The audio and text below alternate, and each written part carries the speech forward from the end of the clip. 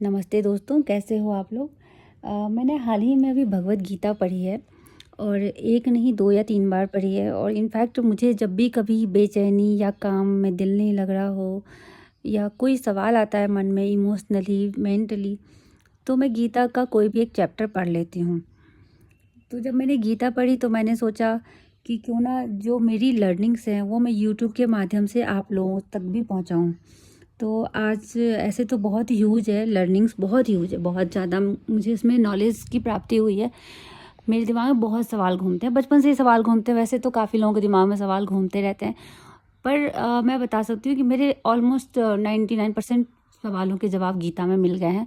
हाँ, 100% नहीं बोल पाऊँगी क्योंकि शायद उसके लिए किसी गुरु की भी ज़रूरत पड़ सकती है। पर जैसे जैसे मेरे दिमाग में सवाल आते गए और गीता को मैंने बार बार पढ़ा, मेरे दिमाग में ऑलमोस्ट सारे सवालों के जवाब मिलते गए।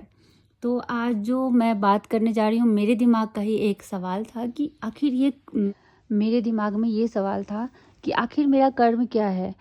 क्यों ये दिमाग में कुछ सवाल है, ये भी मैं आपको बताती हूँ। ऐसा हुआ कि मेरे माँ बाप ने बहुत अच्छे से पढ़ाया लिखाया मुझे और मैंने जॉब भी की। फिर शादी होती है, तब भी ठीक था, तब भी मैंने काम किया अपना। लेकिन जैसे ही बच्चे आए मेरी लाइफ में, वैसे ही मेरा कैरियर एक तरह से सेकेंडरी हो गया, पीछे बैठ गया और बच्चे मेरी प्राइमरी वर्क हो गए। तो मैं बच्चे को तो देख रही थी, पर मेरे दिमाग में चल रहा था कि आखिर उस कैरियर का क्या हुआ। जो मैंने बनाया था, जो मैंने पढ़ाई लिखाई की थी, वो तो मेरी साइड हो गई। और कभी कभी दूसरों से ताने भी मिलते हैं कि क्या क्या पढ़ लिख के बच्चे ही तो पाल रही हो।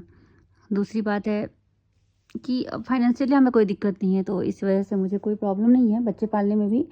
और कैरियर को भी मैंने थोड़ा बहुत रखा हुआ है, लेकिन वही है कि वो मेरा प्राइमरी था। जो कि जब मैं कॉलेज में पढ़ रही थी तब मैंने सोचा था कि मैं कहाँ से कहाँ पहुँचूँगी, ये करूँगी वो करूँगी।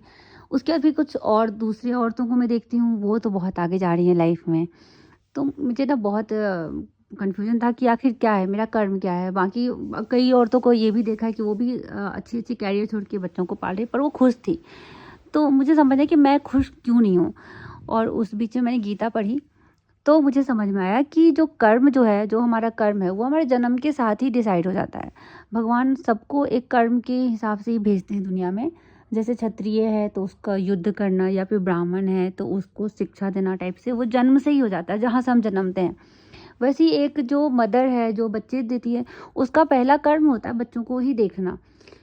तो पहला तो ये है कि कर्म के साथ ही भगवान आपको भेजते हैं। अब इसमें खुश या दुखी होने की क्यों बात नहीं, क्योंकि भगवान ये भी बोलते हैं, श्री कृष्ण जी बोलते हैं कि आप अपने कर्म से अटैच ना हो, डिटैच होकर काम करो, कि ये आपका कर्म है, पर इस फल के लिए आप मत काम करो। तो फल का चिंता बिल्कुल नहीं करना। क्यों नहीं करना ये भी मैं आपसे डिस्कस करूँगी, उसकी भी बहुत लंबी कहानी है। लेकिन अगर आप ऐसा सोच लो ना कि ये आपका कर्म है, इस कर्म के साथ आप पैदा हुए हो और इस जन्म में आपको यही कर्म करना है, फिर आपको मर जाना है। इस तरह से सोच के अगर आप कर्म करते हो और खुश रहते हो, फिर आप खुश ही रहोगे, कभी आपको दुख ही नहीं होगे। एक्चुअली खुश और दुखी तो अटैचमेंट डिटैचमेंट से ही रिलेटेड होता है। मीन्स खुश का मतलब, मेरे कहने का अर्थ है कि आप हमेशा ही एक्साइटेड रहोगे कि लाइक अच्छा हो रहा है, अच्छा हो रहा है, इस टाइप से। अदरवाइज खुश और दुख तो दुनिया में आता ही रहता है। तो ये मेरा लर्निंग था कर्म से रिलेटेड। तो इसके बाद मेरी लाइफ बहुत हैप्पी हो गई। अगर आपकी ज़िंदगी में भी ऐसा लग रहा है कि मैं ये क्या कर रहा हूँ या मैं क्या कर रही हूँ, मुझे ऐसा नहीं करना था। जैसे जो बॉयज़ होते हैं वो सोचते हैं शादी करके मैं फंस गया, मैं कितना आज़ाद था, मुझे घर आके बच्चे देखने पड़ते हैं, पत्नी को देखना पड़ता है, या कुछ भी। पत्नियाँ सोचती हैं कि मैं कितनी अच्छी थी, आज़ाद थी, अब मुझे सब करना पड़ रहा है। तो ये आज की जनरेशन की बहुत बड़ी प्रॉब्लम है। पहले ये दिक्कत नहीं थी, क्योंकि एक तरह से मान लिया जाता था कि जो जेंट्स है उनका काम है बाहर कमाना, पैसे लाना, और जो लेडीज़ है उनका काम है घर मैनेज करना, उन पैसों को मैनेज करना और सब कुछ मैनेज करना। मतलब पैसों को मैनेज करना, ये वर्ड ही अभी बहुत लोगों को अजीब लग सकता है कि भाई कमाएं हम, मैनेज करें घर की औरतें। लेकिन ऐसा ही होता था बहुत पहले, काफ़ी पहले।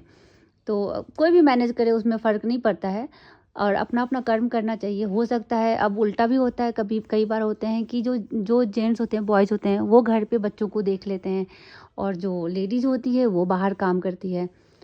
तो वैसा भी होता है, पर मोस्टली मदर जितना अच्छे से बच्चे को समझ सकती है, उतने अच्छे से नहीं समझ सकते हैं फादर्स। लेकिन हाँ, जितने अच्छे से फादर्स डिसिप्लिन में ला सकते हैं बच्चों को, उतने अच्छे से मदर्स नहीं कर सकती है। तो मिलके फैमिली चलता है। तो मैं ये कहना चाहूँगी, हमारा पहला जो कर्म होता है ना, वो ये कि जो आपने फैमिली बनाई है, जनरेट की है, उसको सही तरीके से देखना। तो कर्म पे इतना मैंने आज बताया, और आगे भी बताऊंगी। मुझे जो जो लर्निंग्स मुझे आई है, मैं आप लोगों से ज़रूर शेयर करूंगी। थैंक यू, धन्यवाद।